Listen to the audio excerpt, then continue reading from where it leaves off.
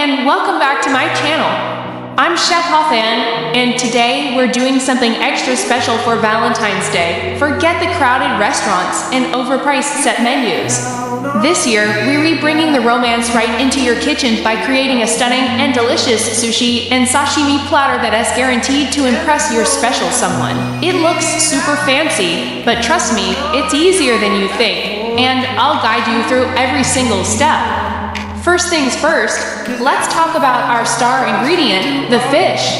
For a truly spectacular platter, the quality of your fish is everything. I've gone to my favorite fish market this morning and picked up some beautiful sushi-grade tuna and salmon. See the vibrant color and the smooth texture? That's what you're looking for.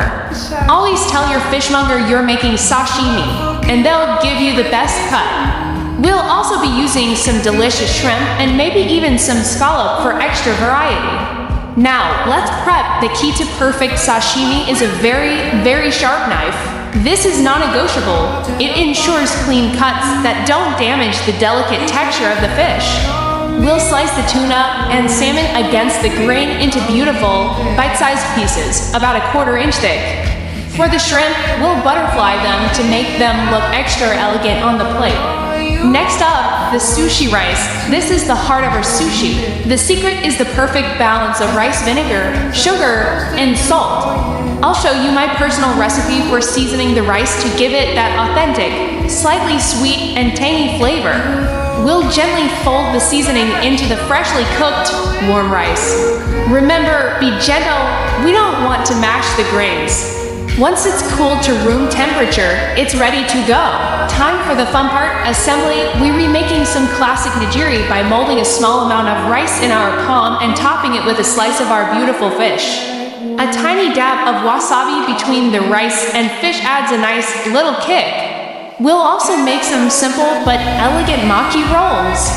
I'm using avocado and cucumber today for a fresh, creamy crunch. We'll lay out our nori sheet, spread a thin layer of rice, add our fillings, and roll it up tight using a bamboo mat. To make this a true Valentine's Day feast, presentation is key. I'm arranging everything on a large platter. We'll fan out the sashimi slices, line up the nigiri, and stack the cut maki rolls.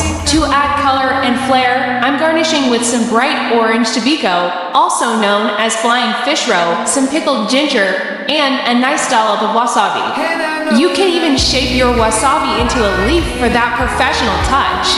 And there you have it, a restaurant-quality sushi and sashimi platter made with love. It's a beautiful, interactive, and incredibly romantic meal to share. Thank you so much for cooking with me today. I hope you and your Valentine absolutely love this. If you try this recipe, be sure to tag me in your photos. Don't forget to like, subscribe, and hit that notification bell for more delicious recipes. Happy Valentine's Day, everyone!